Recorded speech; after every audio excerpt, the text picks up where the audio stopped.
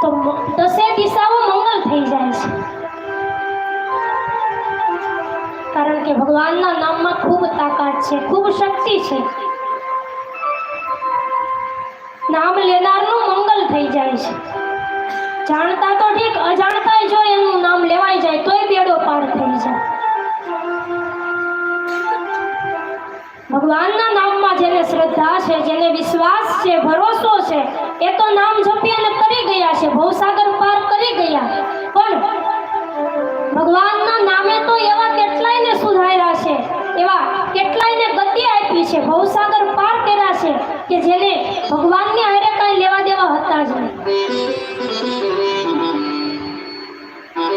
ગીધ, ગણિકા, અજામિલ આવા ઘણાય દૃષ્ટોને પણ ભગવાનના નામે તાર્યા છે. અજાણતા પણ જો તમે ભગવાનનું નામ લઈ લ્યો ને તો એ ભગવાન એ પોતાનું પદ આપી દે છે, કારણ કે ભગવાન તો દયાળુ છે. જાણતા આપણે એનું નામ લઈએ તો આપણું કલ્યાણ છે જ, પણ અજાણતા કઈ રીતે? એક સુંદર મજાની વાત છે, કથા, કે એક ગામની અંદર બહુ મોટી ઉંમરના માજી રહે, લગભગ 101 વર્ષના.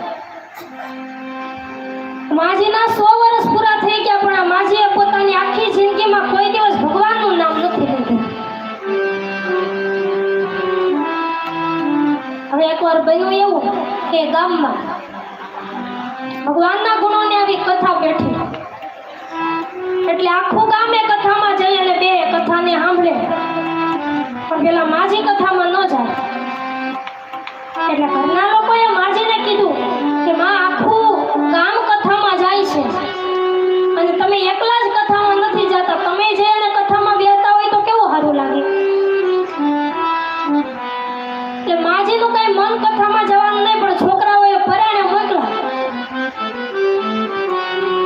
એટલે મન વગરના એ માજી કથામાં ગયા.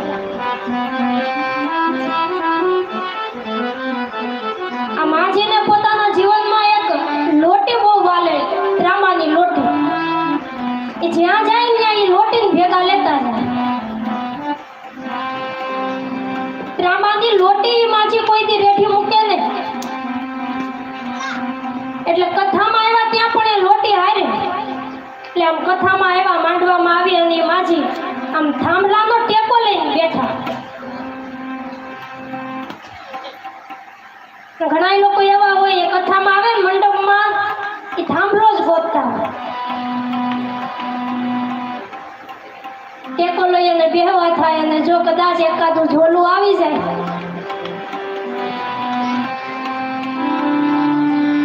ઘણા લોકો એવા હોય કે કથામાં નીંદર આવે.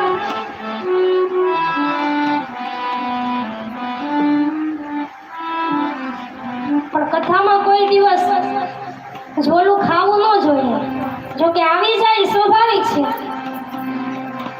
અને કથામાં ઘણા નીંદર આવે એનું કારણ એવું ન માનવું કે કંટાળો આવે એટલે હુઈ ગયા. કથામાં નીંદર આવે ને એનું ખાસ કારણ એ છે, સાચું કારણ એ છે કે કથામાં ભગવાનની ગુણોની કથામાં શાંતિ હોય છે, એટલે માનવીને નીંદર આવી જાય. આવી નીંદર કદાચ આપણને ઘરમાં ન આવે, પણ કથામાં બેઠા હોય ને એટલે આમ ક્યારેક ઝોલું આવી જાય. ઝોલું આવી જાય ને આપણે આમ ઠોહું મારીને જગાડીએ ને ઊભા થાવ તો હું કહીએ કઈ હું હુઈ નહોતી ગયો. હું તો આમ કથા સાંભળતા સમાધિ લાગી ગઈ હતી મને.